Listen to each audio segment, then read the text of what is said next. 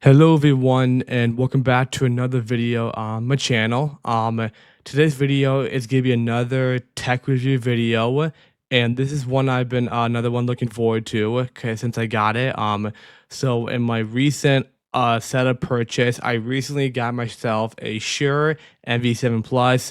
This is what you're hearing right now from it, and to my competitor that I used to use right here was the Blue Yeti. This is how I've been sounding on my Shure MV7 Plus. For the settings I have on my MV7 Plus, I have my app pulled up right now.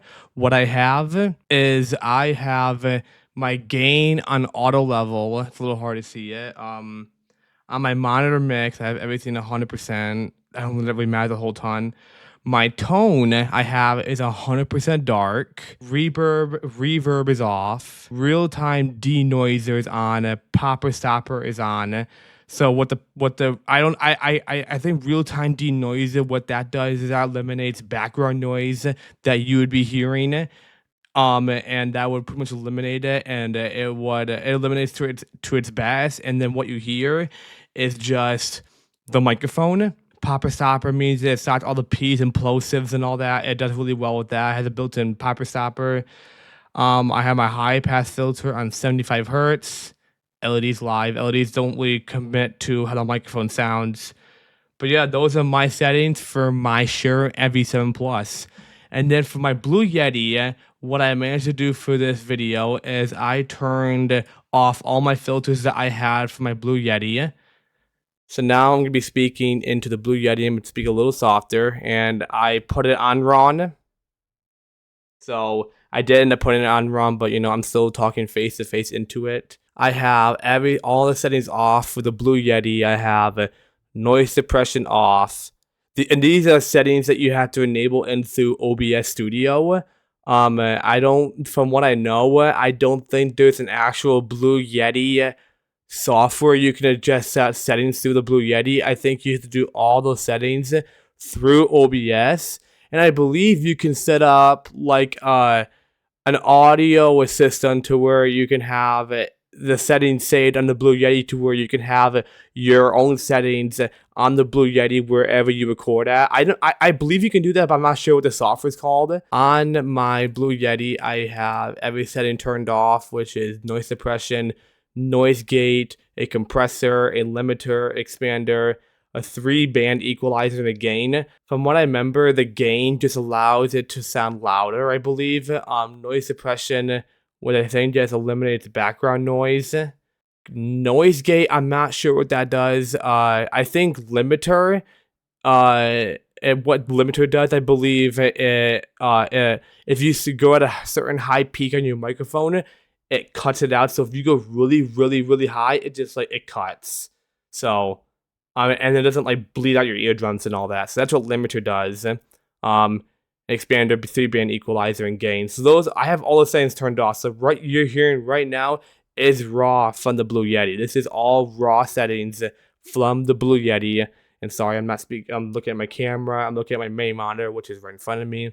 Webcam's right there. I'm at the monitor. But yeah, this is what it sounds like. So to anyone who has been looking to get a new microphone who has a Blue Yeti, this Shure MV7 Plus, be speaking the Blue Shure MV7 Plus again, this Shure MV7 Plus did cost me $280 with tax being about $295, which to me, again, what super frustrates me about buying stuff on Amazon is that they list the original price, but then when you buy it, you get your final price, and it's like $20 more, which I think is so stupid. I don't get why they don't do that. I don't get why they don't do that first. So, but anyway, the Shure MV7 Plus with tax was about $300. Both the MV7 Plus, you can enable it. It's USB-C and XLR. The Blue Yeti, what I found out from switching from a Blue Yeti to the MV7 Plus is that the MV7 Plus doesn't use the same connectivity as the Blue Yeti. I don't know what the Blue Yeti uses again. I'd have to throw up on the screen, but I know the Shure MV7 Plus uses USB-C, and the Blue Yeti I think uses micro USB. I'm not 100% sure on that. I will put this what they use on screen right now. Um, but that was the difference I saw, and thankfully I had a USB-C cord lying around. I was going to buy one, but thankfully I had one lying in my desk. But yeah, MV7 Plus uses USB-C and XLR, and the Blue Yeti just uses its USB. But yeah, this is what the two microphones sound like. This is the MV7 Plus with those settings on, and for the MV7 Plus, you have to speak into it from the top. You can't speak into it from the front. Because if I try and speak into it from the front, it just doesn't sound how it will. But then if you speak into it from the top, that's how it's supposed to sound. And then with the Blue Yeti, is a microphone that you can speak into from the front. You can't speak into it from the top. Like if like it's gonna probably be sounding weird speaking from the top. You can't speak into it like this. The Blue Yeti is a microphone that you speak into from the front. One feature I like about the Shure MV7 Plus is the mute capability. This only works if you use the Shure MV7 Plus with USB-C.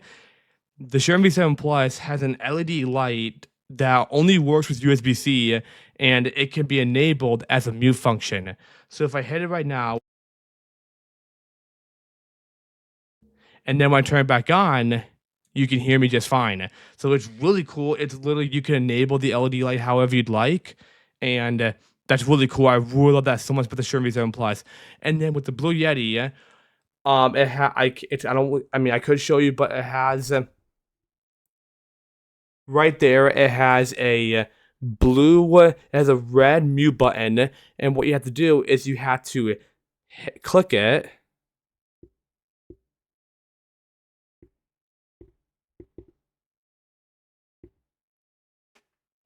It just doesn't want to work. It sucks. I hate this. I hate the mute button on this Blue Yeti. It does not want to work. Like, you gotta click it.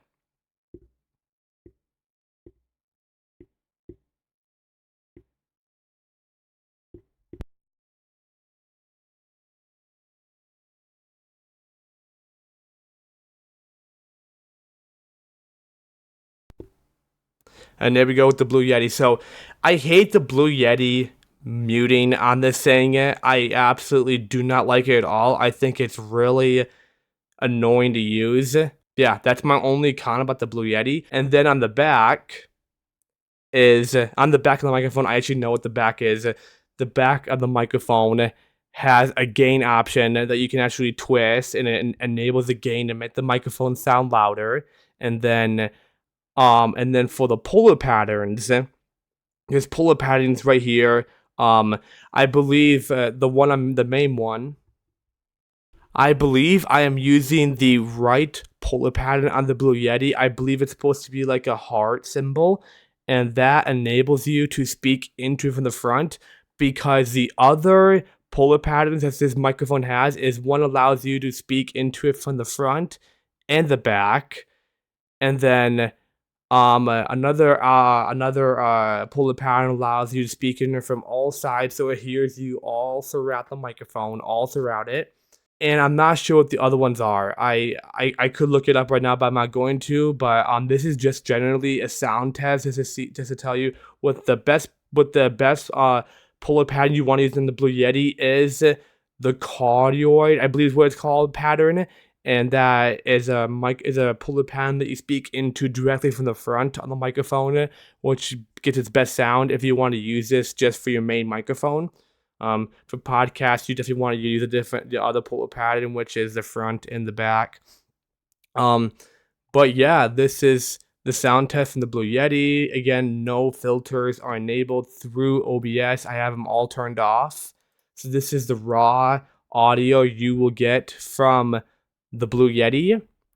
And then for the Shure MV7 Plus, with having the Shure Motive Mix app, if you have the gain on auto level, monitor mix 100%, 100%, tone 100% dark, reverb off, real-time denoiser on, pop stopper on, high-pass filter at 75 hertz, this is what you can get the microphone to sound like. And personally, I've been loving this microphone ever since I've gotten it. I've loved it. And again, if you have a budget price, I think the Blue Yeti is a great microphone to start off with, 100%. It's like you can get it for about 100 bucks or less if you're lucky, cheaper. Um, and yeah, I think the Blue Yeti is a great purchase to anyone who is starting off using microphone. I think it's a great purchase. But then a few years down the line, if you want better audio, I would highly, highly recommend getting the Shure MV7 Plus. It is a little expensive, but you get to use it USB-C and you get to use it via XLR. So if you get an audio interface in the future, you can use the audio interface and plug it through an XLR, and you just do that. So that's gonna probably conclude it on my audio test. Thanks a lot, guys, for watching the audio test, and hope this gave you a good idea on what these microphones sound like, and maybe that will give you an idea of what you should go for. Again, the Blue Yeti will run you about $100 or less. I think right now you could probably find it for about $90, I think. And then with the Shure MV7 Plus, you can get it for about brand new 280 with tax being like 300. So that's that for you.